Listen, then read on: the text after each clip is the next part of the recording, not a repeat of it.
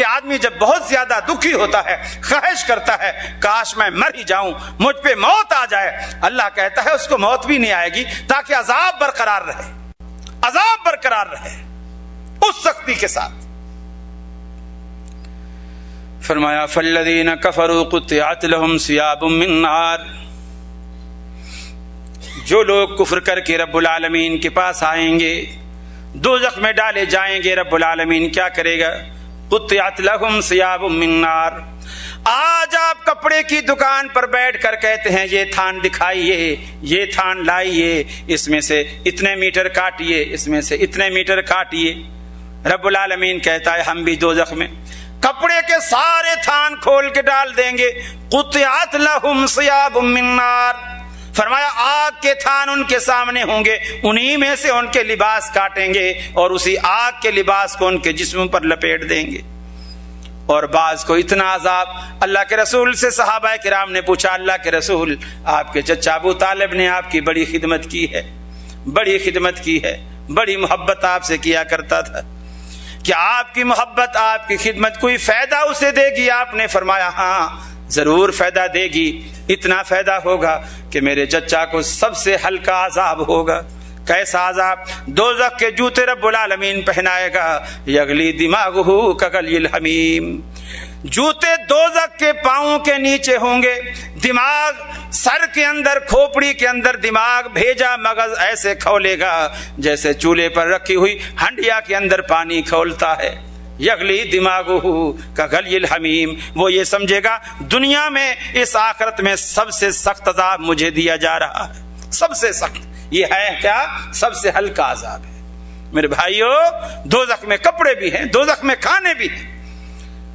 ان لدینا انکالا وجحیما وطعاما ذا غصۃ وعذابا الیما.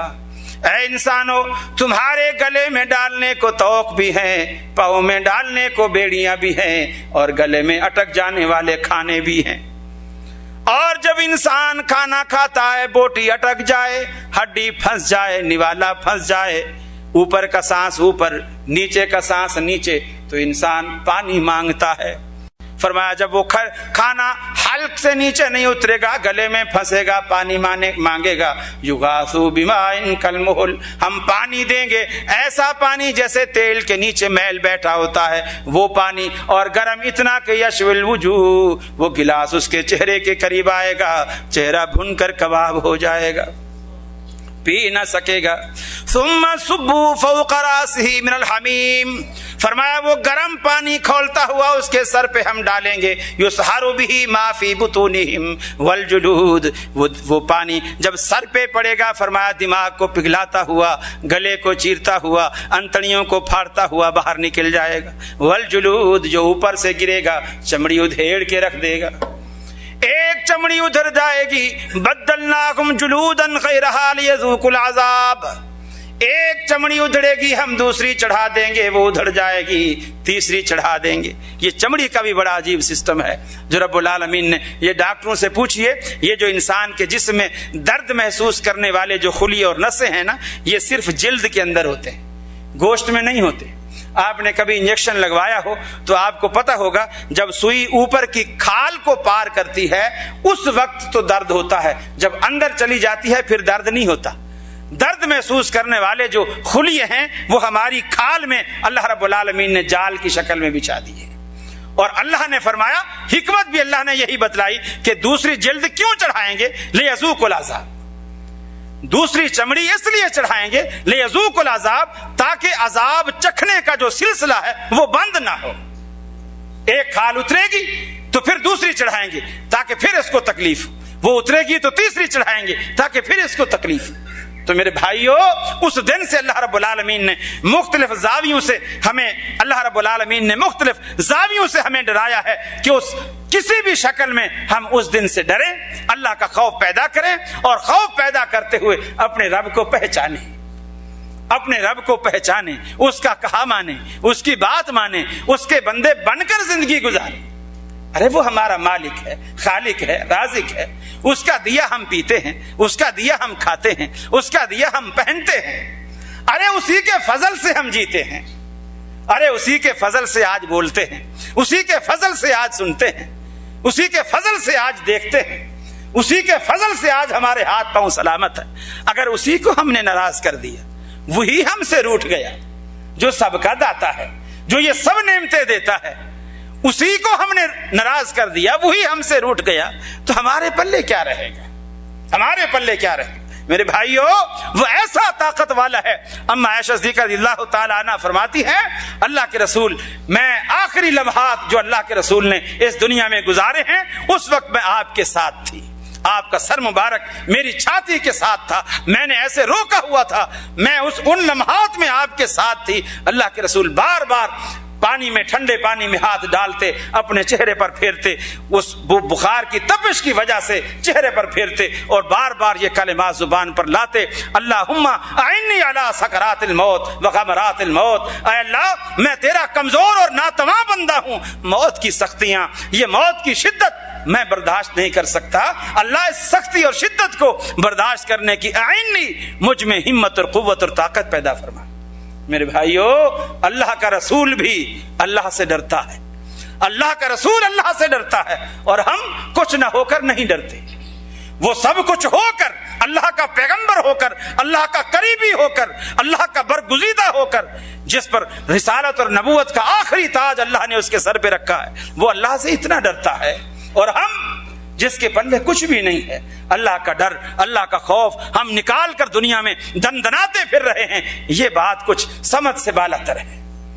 تو اللہ نے مختلف زاویوں سے ہمیں ڈرایا، ایک وہ بھی ہے، فرمایا وسیق الذین کفروا الی جہنم زمرا حتی اذا جاؤوها فتحت ابوابها وقال لهم خزنتها الم یأتکم رسل منکم یتلون علیکم آیات ربکم۔ دوزخیوں کو رب العالمین ہکائے گا، بھگائے گا، چلائے گا دوزخ کی طرف، دوزخ کی طرف آئیں گے فرشتے جو جہنم کے دروگے کھڑے ہوں گے، وہ پوچھیں گے الم یاتکم رسل منکم یتلون علیکم آیات ربکم، تمہارا یہ حال کیسے ہو گیا؟ کیا اللہ کے رسول ڈرانے والے تمہارے پاس نہ آئے تھے؟ اللہ کی بات بتانے والے نہ آئے تھے؟ اللہ کا دین تم تک پہنچانے والے نہ آئے تھے؟ تم پھر ایسے کیسے بن گئے؟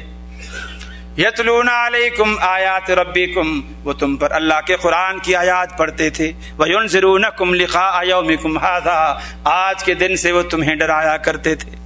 سارے کہیں گے کیوں نہیں، یہ سب کچھ اللہ رب العالمین کے رسول بھی آئے تھے، سب کچھ آئے تھے، بعد میں علماء بھی آئے تھے، ہم تو وہابی کہہ کر انہیں بھگا دیا کرتے تھے، ہم نے تو ان کی باتوں پہ کبھی یقین ہی نہیں کیا۔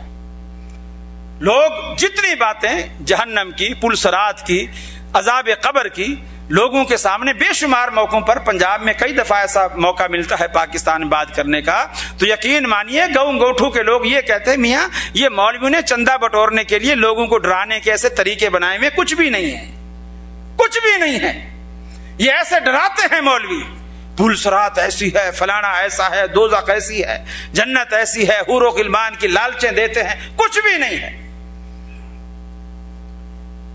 ان بدبختوں کے ذہن بالکل ایسے ہیں۔ ایک صاحب کی اپنی بیوی کے ساتھ لڑائی ہو گئی، تو اس نے کہا دیکھ تو روز مجھ سے جھگڑا کرتی ہے، اگر تیرا یہی طریقہ رہا تو میں کسی دن بس خودکشی کر لوں گا اور مر جاؤں گا۔ اس نے کہا، وہ بھی تنگ آئی ہوئی تھی، اس نے کہا کل کا مرتا آج مر، میری بلا سے جا مر جا۔ بھاگا بھاگا غصے میں قبرستان چلا گیا، وہاں دیکھا جا کر کے قبر ویران پڑی ہوئی ہے، مدت سے کوئی بیٹھ گئی تھی، دب گئی تھی، گڑھا بنا ہوا تھا، اس میں جا کر لیٹ گئی۔ شام ہو گئی، مغرب ہو گئی، اندھیرا ہو گیا، کوئی پولیس والا وہاں سے گزرا، اس نے کوئی گھی کا کنستر آپ لوگ سمجھتے ہیں بڑا ٹین ہوتا ہے، گھی کا کنستر کندھے پر اٹھا رکھا تھا، بڑا تھک گیا اس نے، آ کر کے وہاں کنستر رکھا اور کہنے لگا کہ کاش کہ کوئی بندہ مل جاتا، میں کنستر اٹھوا لیتا، بڑی دور سے آیا ہوں اور آگے بھی سفر ابھی کافی باقی ہے، تھک بھی گیا ہوں۔ تو وہ جو قبر میں لیٹا ہوا تھا وہ کہنے لگا یار اگر میں مرا ہوا نہ ہوتا تو ضرور تیری مدد کرتا۔ اب پولیس والے کہاں مانے یہ باتیں، بھلے وہ کسی بھی عقیدے کا ہو، لیکن اس وقت وہ سیدھا ہو گیا کہ کم از کم اگر یہ مرا ہوا ہوتا تو بولتا نہیں۔ اس کے پاس جو ہاتھ میں ڈنڈا تھا اس نے قریب جا کر گیا, دیکھا کہ لیٹا ہوا ہے, تھوڑی سی اسٹک اس کو لگائی, اٹھ کھڑا ہو, فوراً کھڑا ہو گیا. بولے کنستر اٹھا, اس نے اٹھا لیا, کہا میرے گھر لے چل, لے گیا. لیکن تھوڑا سا جیسے آج کل فی زمانہ یہ پولیس رشوت خوری میں بڑی معروف ہے, اس زمانے میں, پرانے زمانے میں کچھ ایمانداری بھی تھی. اس نے کہا یار بیچارہ کنستر وہاں سے اٹھا کر یہاں تک لایا ہے, سستا زمانہ تھا. اس نے مزدوری کے طور پر ایک چونی, جو روپے کا چوتھا حصہ ہوتا ہے, وہ ایک چونی اس نے مزدوری کے طور پر دے دی. وہ وہاں سے واپس آیا, سیدھا اپنے گھر آیا, ساری برادری کو جمع کیا اور کہنے